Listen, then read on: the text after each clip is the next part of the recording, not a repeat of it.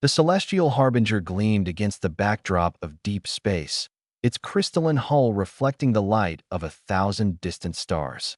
It was a marvel of Vex REI engineering, one of the most prestigious diplomatic vessels in the known galaxy.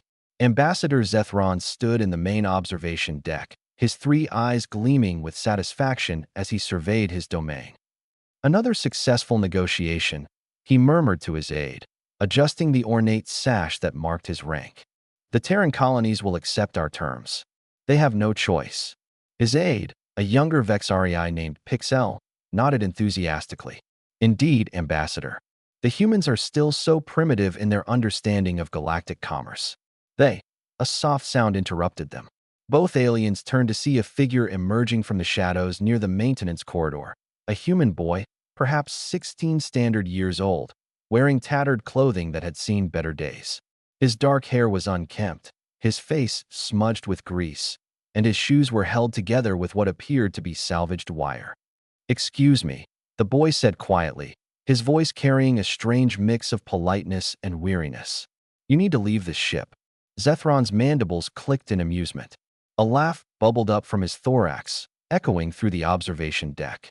"Sir, I own this spaceship," he said, gesturing grandly at the luxurious surroundings. "I purchased it from the Vex REI Diplomatic Corps 3 cycles ago. Now, how did a homeless human child sneak aboard my vessel?" The boy's expression didn't change. His gray eyes held something ancient, something that didn't quite match his youthful appearance. "You don't own it. You can't own it. And I'm asking you politely, leave." Pixel stepped forward, his voice sharp. "Security. We have an intruder." Within moments, 4 armed security officers materialized from various access points, their weapons humming with lethal energy. They surrounded the boy, but he didn't move, didn't flinch. He simply stood there, hands in his pockets, looking almost bored. "Remove this vagrant from my ship," Zethron commanded, turning back to the viewport dismissively. "And find out how he got past our scanners." The lead security officer reached for the boy's arm. What happened next would be analyzed and debated in military academies for decades to come. The boy moved. Not quickly, not in the way combat-trained soldiers moved. He simply shifted his weight, and somehow all 4 officers found themselves stumbling backwards, their weapons clattering to the floor. No violence, no aggression, just an inexplicable redistribution of force that left the guards confused and disarmed. "I said please," the boy repeated, his voice still calm. "Leave the ship." Zethron spun around, his 3 eyes wide. "What manner of trick is this?" "Pixel, activate the ship's internal defenses." "Already trying, Ambassador." Pixel's fingers flew over the holographic controls. But the systems aren't responding. It's as if the ship recognizes its actual owner," the boy finished. He pulled one hand from his pocket and placed it on the wall. Instantly, the entire vessel hummed with an energy that every being aboard could feel in their bones. Lights flickered, then stabilized into a warm, golden glow that hadn't been there before. The celestial harbinger was waking up. "Impossible," Zethron breathed. "The Vex REI built this ship 80 years ago. It was commissioned by—" He stopped, his skin paling to a sickly gray as realization crept in. "By the Treaty Coalition," the boy finished. "Under contract." A contract that specified the ship was on loan for diplomatic purposes, not for sale.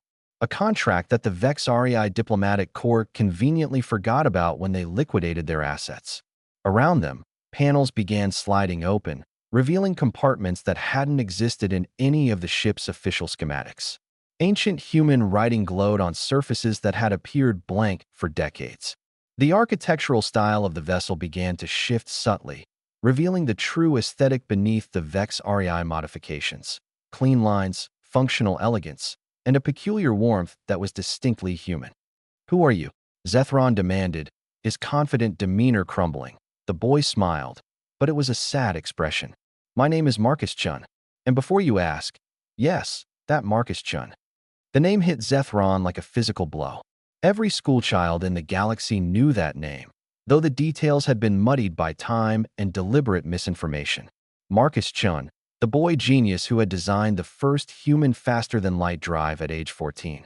Marcus Chun, who had single-handedly revolutionized human space travel and made humanity's expansion into the stars possible. Marcus Chun, who had disappeared mysteriously at age 16, presumed dead for over 60 years. You can't be, Pixel whispered. He would be. You would be in your 70s. 76, actually, Marcus corrected. Relative time is funny when you're traveling at near-light speeds, testing drives that break conventional physics. Turns out, if you spend most of your life in transit, moving between reference frames, you don't age the way everyone else does. I've been 16 for a very long time. He walked to the viewport, and the ship responded to his presence like a pet greeting its master. Systems that had been dormant for decades roared to life. The engines, which the Vex REI had always found disappointingly limited, suddenly revealed their true capacity, power levels that made Pixel's scanner beep in alarm. This ship, Marcus continued, his hand tracing patterns on the glass, was my home, my laboratory, my refuge when the politicians and the corporations all wanted a piece of the miracle boy. They all wanted to own me, control me, profit from me. So I left, took my ship, and just kept moving. But the records, Zethron protested weakly. The ownership documents. The Vex REI acquired this vessel legally from a human salvage operation. It had been abandoned for 47 years. Marcus nodded. I parked it in a stable orbit around a red dwarf, shut down all but essential systems, and went traveling on smaller vessels. Wanted to see the galaxy without everyone knowing who I was. When I came back, he turned, and there was genuine pain in his eyes. When I came back, she was gone. Sold off as derelict property because I'd been declared legally dead. The security officers had recovered their weapons but made no move to use them. One of them, a grizzled veteran, was staring at Marcus with something approaching awe. "Sir," the officer said, addressing Zethron but unable to take his eyes off the boy. "Permission to stand down?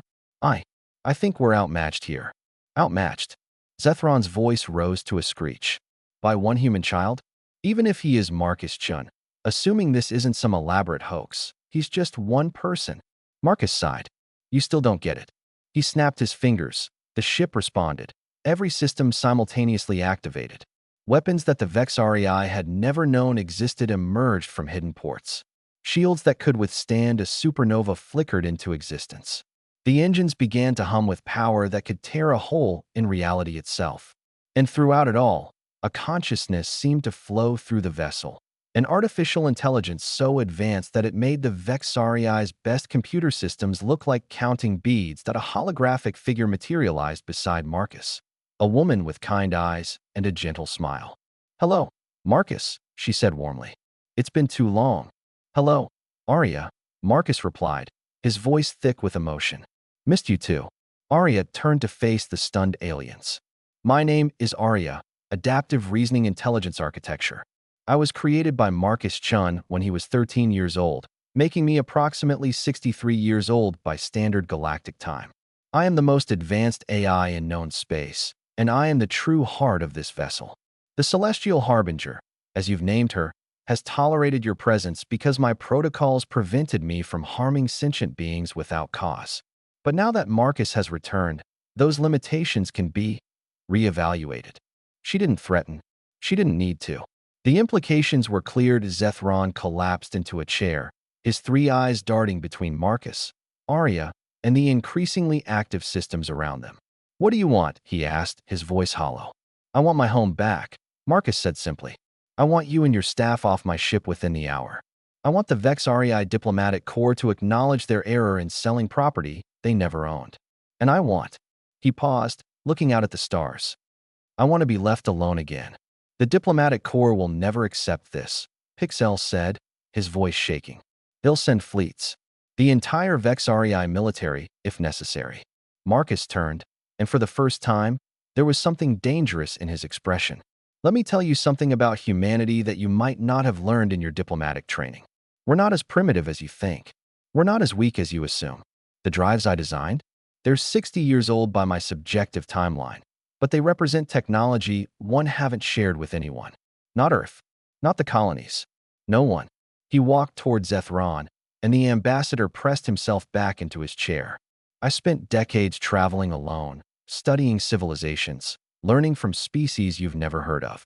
I've been to the edge of the galaxy and back. I've seen things that would make your scientific community weep. And I chose to stay away, to let humanity develop naturally, to not interfere. But make no mistake, Arya added, her holographic form solidifying to seem almost physical. If the Vex Arii military comes for this ship, they will discover just how much Marcus held back. They will learn that the homeless human boy they dismissed isn't homeless by necessity. He's homeless by choice. A choice to remain free from the grasping hands of empires and corporations. The observation deck fell silent except for the gentle hum of the ship's systems. Outside, stars wheeled by as the celestial harbinger began to move, responding to Marcus's unspoken desires. Finally, Zethron stood. What little dignity he had left gathered around him like tattered robes. "We will leave," he said quietly. "But this isn't over, Marcus Chun. The diplomatic corps will do nothing," Marcus interrupted. "Because Arya is currently transmitting the full documentation of my original contract with the Treaty Coalition, along with proof of Vex Arii fraud, to every major news network and legal database in the galaxy. By the time you reach the nearest station, the scandal will already be breaking. The Vex Arii diplomatic corps will be too busy doing damage control to worry about one supposedly homeless human boy." He smiled then, and it was the smile of someone who had been underestimated too many times. "You wanted to play in the big leagues, Ambassador. You wanted to own a prestigious ship and use it to intimidate the primitive humans. But you forgot the first rule of the galaxy. Never assume you're at the top of the food chain." Within the hour, Zethron, Pixel, and the entire Vex Arii crew were deposited at a neutral trading station. They watched from the station's viewport as the celestial harbinger transformed before their eyes, shedding the Vex Arii modifications like a butterfly emerging from a chrysalis. The ship that emerged was sleeker, more elegant, and infinitely more dangerous than anything they'd imagined. Marcus stood in his observation deck once more, Arya beside him, as they prepared to jump to FTL. "Where to now?" Arya asked. "Somewhere quiet," Marcus replied. "Somewhere no one will think to look for a homeless boy and his ship." "You're not homeless," Arya said gently. "You're home." Marcus smiled, touching the wall with affection. "Yeah, I guess I am." As the celestial harbinger vanished into the impossible geometry of faster-than-light travel, leaving behind a shocked ambassador and a galaxy that would soon learn to reconsider its assumptions about humanity, one truth became crystal clear. Sometimes the most powerful person in the room is the one everyone underestimates. And sometimes that person chooses to look homeless, not because they have no home, but because they carry their home with them among the stars.